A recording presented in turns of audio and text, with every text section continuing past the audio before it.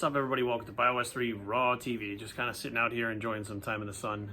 I'm actually in the shade, but obviously outside, enjoying some time outside.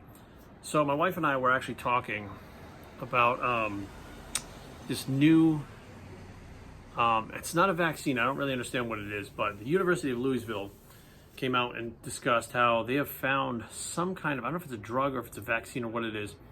They've found some kind of thing that stops the coronavirus, the COVID-19, from actually infecting human cells, or infecting the cells. I think they said human cells. And I said, they're actually moving forward with trials and an application with the FDA. And this thing is looking so promising. It could be something that people take as a preventative so they don't even get the COVID. So I said, that was fast, right? I mean, because this has really been going on technically since the lockdown happened, 6 weeks for us, roughly. So let's say within 2 months, they have found this thing that's preventative.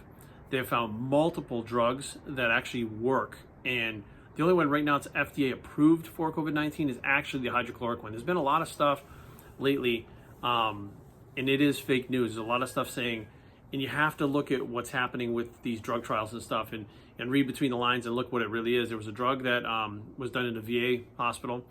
A study was done in a VA hospital.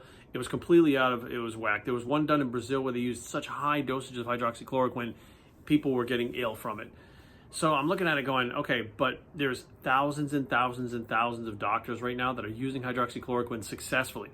So even if you had 12 people that died and 50,000 that survived with it, that would still be an FDA approved drug. That's actually better success rate than many drugs out there. We have the medications for cancer are chemotherapy and radiation. They're coming out with new stuff now.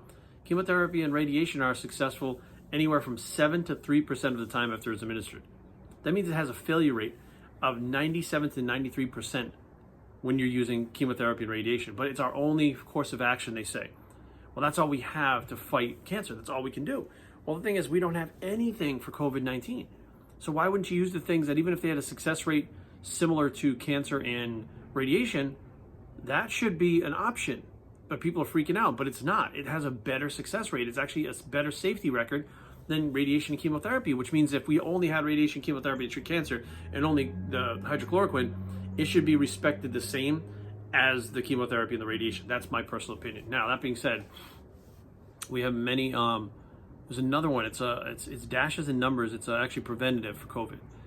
I said, man, within 2 months, we came up with a solution, which is this thing that University of Louisville, and they're still working on other things right now. We came up with something that actually does cure it, and I'm not looking for arguments. I'm not looking for your opinion. I really don't care. I've seen it firsthand. The hydroxychloroquine absolutely does cure people and cures them fast. Firsthand with my own 2 eyes, not mainstream media. Not only do we do that, but we have, basically ushered in, by the time we're through this and the second phase happens, we'll have learned so much about this virus that it really won't be an issue in the fall if it comes back. It really won't. We'll have things ahead of time, different vaccines. There are vaccines that are also vaccines that are not by Bill Gates, as a matter of fact, that are being trialed right now. There are drugs that are being trialed. There are preventatives. There are cures. There's all this stuff going on right now. I said, man, they did that fast, right? It takes years and years and years. I mean, we've been trying to treat cancer, trying to treat AIDS, trying to treat all these things for like decades, right? Or since the dawn of man, right? Cancer's been an issue as far as I can remember my entire life, right? I mean, it's not like cancer just came around. We've been treating that stuff, or trying to treat it, for so long, with billions and trillions and gazillions of dollars being thrown into it. How the fuck was it that we came to figure out something that's killing people so fast on such a large scale? We came to figure it out that fast and are stopping it, but yet we still can't, common cold, we can't figure it out, right? Oh, it mutates its ass. Look, it's 2020, guys. I mean, if we literally had, the flu has never knocked the entire country down. It's never locked it down. The common cold's never locked it down. AIDS hasn't. Nothing has. This coronavirus has knocked the entire world on its ass and left it locked in their houses. But we figured that out, and we figured it out fast. But all this other stuff we can't figure out. It's been years and years and decades that we can't figure it out. We just need more money pumped into it, and we're really no further along now. I mean, we do have treatments now that are different, but the success rate still isn't very good for all the money and time and energy that we've spent.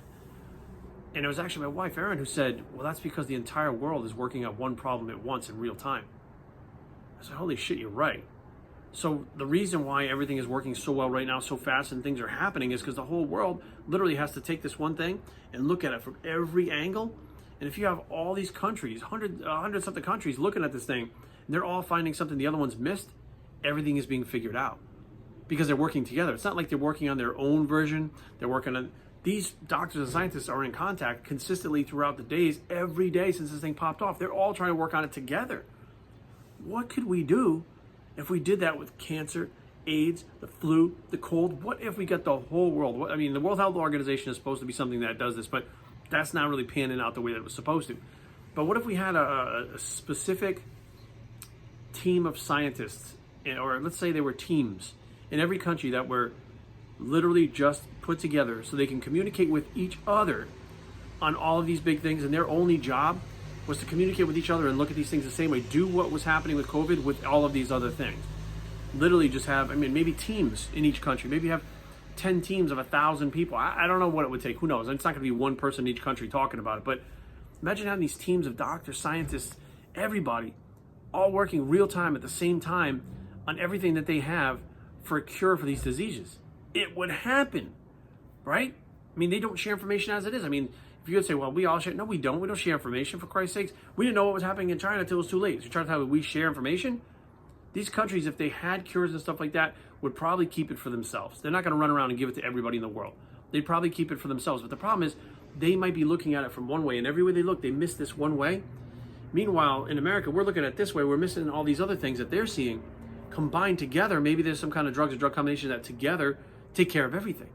But we just haven't figured it out yet. Now, this may be something that people thought of already, maybe something they tried to maybe already put in place, and it failed for whatever reason. Maybe countries get selfish, they don't want to deal with other countries, they don't want to help out people that are not their allies, who knows. But the bottom line is they're doing it now and it's working, and they did it fast. They are basically curing this situation fast without the Bill Gates vaccine that was supposed to be like 18 months to a year, or a year to 18 months, and then we'd all have to be on lockdown for at least 18 months for this vaccine to be trialed and considered safe and put out for the whole world. Like, that's what was supposedly happening. But in 2 months' time, or about a month and a half's time, we have found all these combinations of drugs and stuff that already existed. We wound up compounding them together to get a synergy through these drugs, like azithromycin, zinc, and hydroxychloroquine. That is a stack. That is a stack that's being put together, or a combination, or cocktail, or whatever you want to call it, that one by itself does something, but combined they cause a synergy that works even better together. So the sum of the parts are equal or greater than the parts of the whole. And I'm like, holy shit, that could be unbelievable for us as a species, human beings, be able to just destroy any kind of ailment that came at us. That honestly, most of these ailments are man-made. Like, they're from our lifestyles that we have now. Like, these things didn't exist, 1,000 years ago. It's not like, human beings have existed for a certain period of time, and so is the common cold. It hasn't. Type 2 diabetes hasn't existed my entire life. When I was a kid, there was no such thing as type 2 diabetes. Type 2 diabetes didn't exist. You were either diabetic or you weren't. If you were, you took insulin. There was none of this type 2 adult onset later on in life diabetes that you get from hurting yourself from eating poorly. There was only stuff that you were born with, like genetically. If you were born type 1 diabetic, you were on insulin.